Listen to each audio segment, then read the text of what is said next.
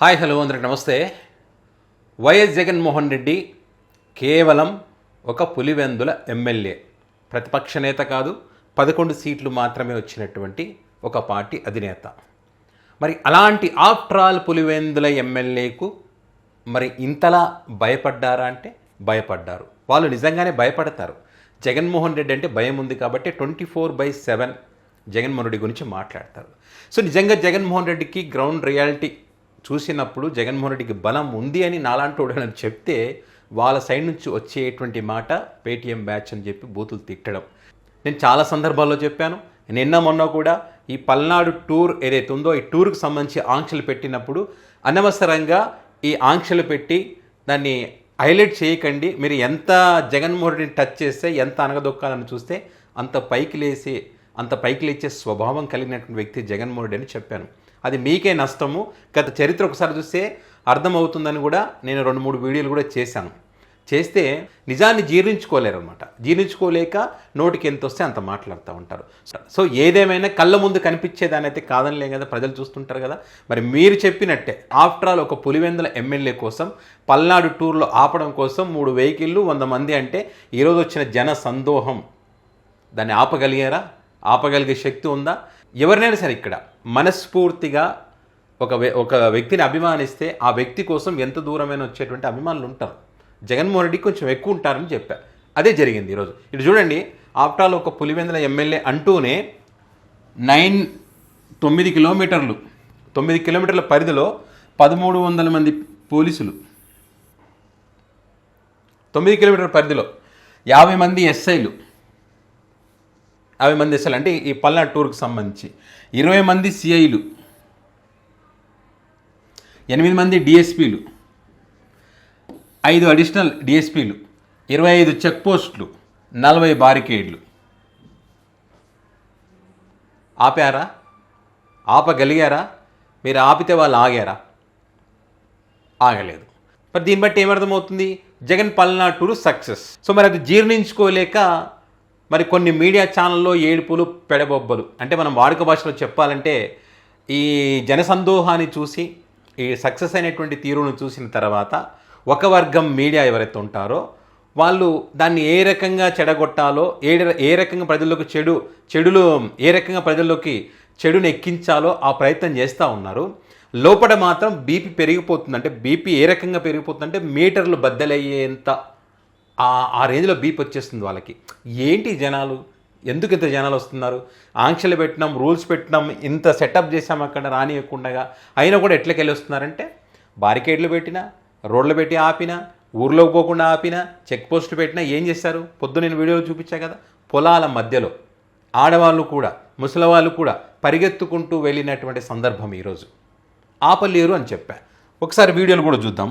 జగన్ సత్తెనపల్లి పర్యటన ఓ ప్రాణాన్ని బలి తీసుకుంది. ఏటుకోరు బైపాస్ దగ్గర జగన్ కాన్వాయ్లోని ఓ వాహనం ఓ వృద్ధుడిని ఢీకొట్టింది. వాహనం ఢీకొట్టిన తర్వాత పట్టించుకోకుండా జగన్ వెళ్లిపోయారు. దీంతో వృద్ధుడు లింగయ్యను పోలీసులు ఆసుపత్రికి తీసుకెళ్లారు. ఆసుపత్రిలో చికిత్స పొందుతూ లింగయ్య మృతి చెందాడు. ఇది అబద్ధపు ప్రచారం. వాస్తవాలు మాట్లాడుకోవాలి మనం. నిజంగా జగన్ కాన్వాయ్ వల్ల చనిపోతే మనం కూడా ప్రశ్నిస్తాం. వాళ్ళు మీ నిర్లక్ష్యం కారణంగా ఈరోజు జరిగింది అని చెప్పి కూడా నిజంగా జరిగి ఉంటే మనం ప్రశ్నిస్తాం. వాళ్ళ తప్పుని మనం ప్రశ్నిస్తాం, మన బాధ్యత కూడా అది. కానీ అక్కడ పోలీస్ అధికారులు చెప్తున్నది ఒక్కసారి వినండి. ఏపీ 26C001 అనే టాటా సఫారీ వెహికల్, అది కాన్వాయ్ వాహనం కాదు, ఒక ప్రైవేట్ వెహికల్. దాంట్లో తగిలి కిందకి పడిపోయారు. దానిపైన ఆ వెహికల్ షోల్డర్లో ఎక్కడం జరిగింది. సో అది వేరే వెహికల్.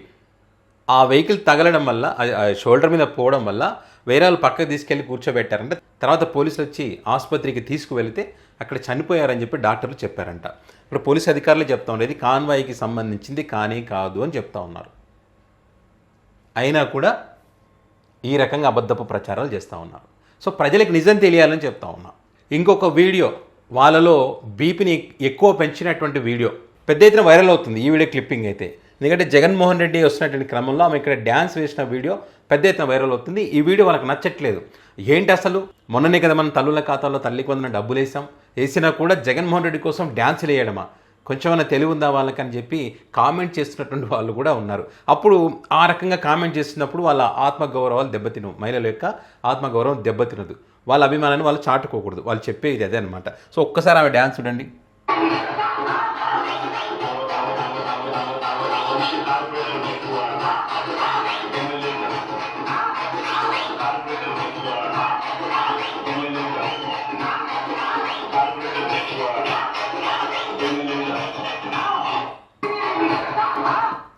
ఆ సాంగ్ కూడా ఏంటంటే కార్పొరేటర్కి ఎక్కువ ఎమ్మెల్యేకి తక్కువ అని చెప్పి ఒక డైలాగ్, జగన్మోహన్ రెడ్డి చెప్పిన డైలాగ్ని డీజే సౌండ్ యాడ్ చేసి అది ప్లే చేస్తారు, అక్కడ డ్యాన్స్ చేస్తున్నారు అనమాట. దానికి ఆ మహిళలు అక్కడ ఉన్నటువంటి యువత కూడా డ్యాన్స్ వేస్తూ ఉన్నారు. సో ఈ వీడియో క్లిప్పింగ్ పెద్ద ఎత్తున వైరల్ అవుతుంది. ఇది చాలామందికి నచ్చట్లేదు అన్నమాట. సో అందుకే వాళ్ళ బీప్ ఇంకా ఎక్కువ పెరుగుతున్నటువంటి పరిస్థితి. ఓ పక్కనేమో ఎవరు రాలేదు ఫెయిల్యూర్ అంటారు, ఒక పక్కనేమో ఈ రకంగా తెలివి ఉందా మీకు ఎట్లా డ్యాన్స్ చేస్తారని చెప్పి ఇంకో పక్క అంటారు అనమాట. రెండు వైపులా వాళ్ళే మాట్లాడతారు. సో గ్రాఫిక్స్ అంటారు, గ్రీన్ మ్యాట్లు అంటారు కదా, అలాంటి వాళ్ళకి తెలియాలి. కాబట్టి ఇక్కడ నిజంగానే పల్నాడులో మరి జగన్ మీటింగ్కి జనాలు వచ్చారా లేదా, స్వచ్ఛందంగా అభిమానులు ఇక్కడికి వచ్చారా లేదా అని ఒక్కసారి చూడండి.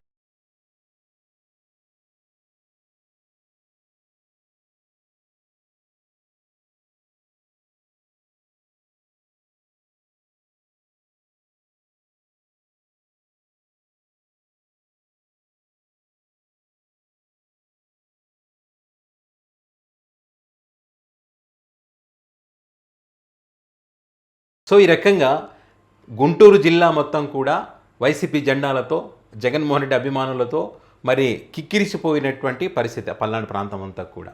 సో దీన్ని చూసిన తర్వాత, ఈ పబ్లిక్ని చూసిన తర్వాత మరి జనసేన పార్టీకి చెందినటువంటి వాళ్ళు కానీ, అదేవిధంగా టీడీపీ పార్టీకి చెందినటువంటి వాళ్ళు కానీ లా అండ్ ఆర్డర్ దెబ్బతీస్తాడో, పోలీసులు ఆంక్షలు పెట్టినా కూడా ఎట్లా పోతావు నువ్వు అని చెప్పి కామెంట్ చేస్తూ ఉన్నారు. అట్లా కామెంట్ చేసేటువంటి వాళ్ళ కోసం ఒక ఇమేజ్ చూపిస్తా, ఒక ఫోటో. ఆ ఫోటో చూసిన తర్వాత అప్పుడు మాట్లాడుకుందాం. చూడండి, ఇది పవన్ కళ్యాణ్ గారు జగన్మోహన్ రెడ్డి గారు ముఖ్యమంత్రిగా ఉన్నప్పుడు ఈ రకంగా రోడ్డు మీద ఏ రకంగా ఉన్నారో, అనుమతి లేదు అని చెప్పి రోడ్డు మీద ఈ వెహికల్స్ ఇవన్నీ ఏ రకంగా వచ్చి నడి రోడ్డు మీద నిలబడి మాట్లాడుతున్నారో చూడండి. అదేవిధంగా అనుమతి లేదని చెప్పి రోడ్డు మీద పడుకున్నటువంటి, అప్పుడు ఆంక్షలు పెడితే, రూల్స్ పెడితే మమ్మల్ని అనుమతి లేకుండా చేస్తారని చెప్పి ఈ రకంగా రోడ్డు మీద పడుకున్నటువంటి పరిస్థితి. అనుమతి లేదని చెప్పి ఇట్లా ఇగో వెహికల్ ఇట్లా పైన బానెట్ మీద టాప్ మీద కూర్చుంటే ఆ పక్కన జన సైనికులు చుట్టూ వెహికల్ చుట్టూ ఉండడం, ఆ తర్వాత వెహికల్స్ 2 వీలర్స్ మీద 3-4 ఎక్కి నిలబడి స్టంట్లు కూడా చేశారు అప్పట్లో. సో ఆ రకంగా చేసినటువంటి పరిస్థితి గతంలో. మరి ఇలాంటి వాళ్ళు ఇప్పుడు మరి శాంతి భద్రతలు, పోలీసుల ఆంక్షలను మరి అతిక్రమించారు, ప్రజాస్వామ్యంలో ఇలాంటి వాళ్ళు ఉండకూడదు అనేటువంటి డైలాగులు మాట్లాడుతుంటే ఇక దాన్ని ఏమంటాను చెప్పండి? దాన్ని ఏమంటారో మీరే డిసైడ్ చేసుకోండి.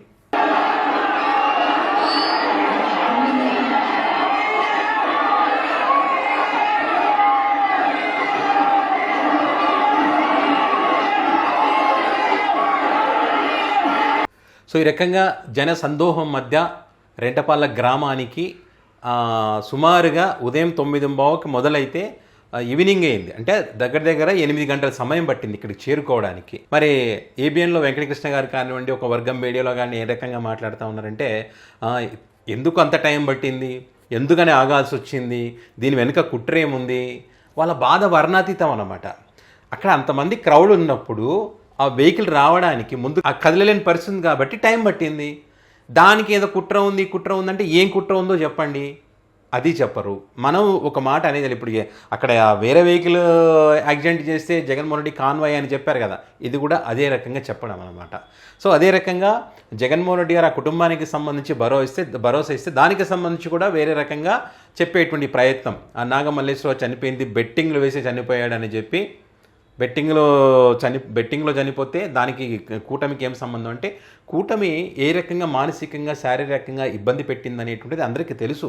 పార్టీ కోసం ప్రాణాలైనా ఇవ్వడానికి సిద్ధంగా ఉన్నటువంటి వ్యక్తి నాగమల్లేశ్వరరావు. అలాంటి వ్యక్తి కాబట్టి ఈరోజు విగ్రహం ఏర్పాటు చేశారు అక్కడ. అంత ఆషమాషిగా ఎవరు విగ్రహాలు పెట్టరు ఇక్కడ.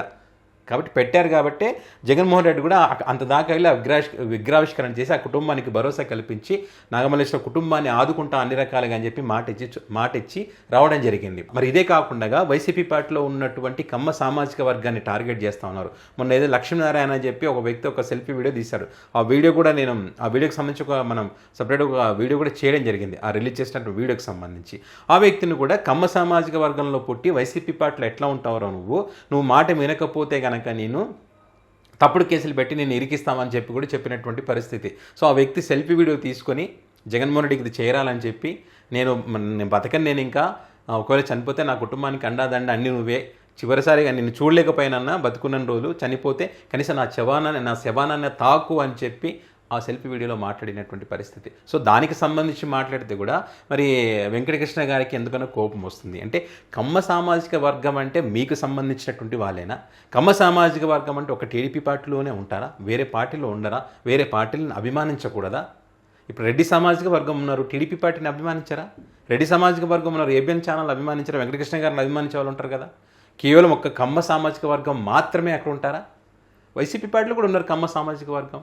సో దాని గురించి మాట్లాడారు. ఇప్పుడు వల్లభనేని వంశీకి సంబంధించి 2 నెలల కాలం దాడుతున్నా కూడా ఒక కేసులో బెయిల్ వస్తే ఇంకో అరెస్ట్ చేసి ఇంకో దాంట్లో బెయిల్ రాకుండా అడ్డుకుంటున్న మాట వాస్తవా కాదా? దాని గురించే మాట్లాడారు. అది మాట్లాడితే కూడా తప్పంటే, మాట్లాడుకుంటేనేమో వాళ్ళ గురించి మాట్లాడరు, పట్టించుకోరంటారు, మాట్లాడితేనేమో ఈ రకంగా చేస్తారు. కమ్మ సామాజిక వర్గానికి జగన్మోహన్ రెడ్డి వ్యతిరేక అనేటువంటి ఒక ముద్ర వేసేటువంటి ప్రయత్నం. ప్రేమ గారిపోతుంది, ఎక్కడ లేని ప్రేమ వస్తుంది అని వాళ్ళ మాటల్లోనే తెలిసిపోతుంది అనమాట. ఆ ఫ్రస్ట్రేషన్లోనే అర్థమైపోతుంది వాళ్ళు ఎంత బాధలో ఉన్నారు, ఎందుకని వాళ్ళని ఓన్ చేసుకునే ప్రయత్నం చేస్తున్నాడు జగన్మోహన్ రెడ్డి. కమ్మ సామాజిక వర్గంలో ఒక్కరిద్దరు కూడా జగన్మోహన్ రెడ్డి వైపు వెళ్ళకూడదు అనేటువంటి ధోరణిలోనే వెంకటకృష్ణ గారు మాట్లాడుతూ ఉన్నారు. ఇట్లా ఆ ఒక వర్గం అనే మీడియా ఏదైతే అంటామో ఒకవైపే చూపిస్తూ ఉన్నారు ఇప్పటికీ కూడా. రేపు అసలు సినిమా ఉంటుందని చెప్పి కూడా జగన్మోహన్ రెడ్డి గారు ఇంటిచ్చారు. అది ఇంకా వీళ్ళకు కోపాన్ని తెప్పిస్తుండొచ్చు నాకు తెలిసి. రేపు 11 గంటలకు ఈ కరెంట్ అఫైర్స్కి సంబంధించి ఏమేమి జరిగింది ఏంటి అనే విషయాలు కూడా రేపు ప్రెస్ మీట్ పెట్టి చెప్తా అని చెప్పారు. ఎందుకంటే జగన్మోహన్ రెడ్డి ప్రెస్ మీట్ పెడతా అంటే వీళ్ళు కూటమి నాయకులు భయపెడతారు. ఎందుకంటే ఆయన డేటాతో మాట్లాడతాడు, ప్రతిదీ కూడా ఎవిడెన్స్ ఉంటుంది. ఆ డేటాకి ఆన్సర్ ఏమంటే మళ్ళీ ఇవ్వరు ఇటువైపు నుంచి. వాళ్ళ నుంచి వచ్చే ఆన్సర్ ఒక్కటే, నీకు 11 సీట్లు, నువ్వు ప్రతిపక్ష హోదా రాలేదు, ఆఫ్టర్ ఆల్ నువ్వు పులివెందుల ఎమ్మెల్యేవి. ఇదే వాళ్ళు మాట్లాడే మాట. చెప్పి అడిగిన దానికి ఆన్సర్ అంటే ఇయ్యరు. ఇది రేపు ఏమేమి చెప్తారు ఏందనేది చూడాలి, కొంత ఆసక్తికరంగానే ఉంది. సో ఇవంతా ఇప్పుడు టూర్ సక్సెస్ కానివ్వండి, వచ్చినటువంటి జనాలు కానివ్వండి, ఇన్ని బారికేడ్లు పెట్టినా ఏం పెట్టినా అడ్డుకున్నా కూడా అంతమంది పోవడం కానివ్వండి వీళ్ళకి నచ్చలేదు.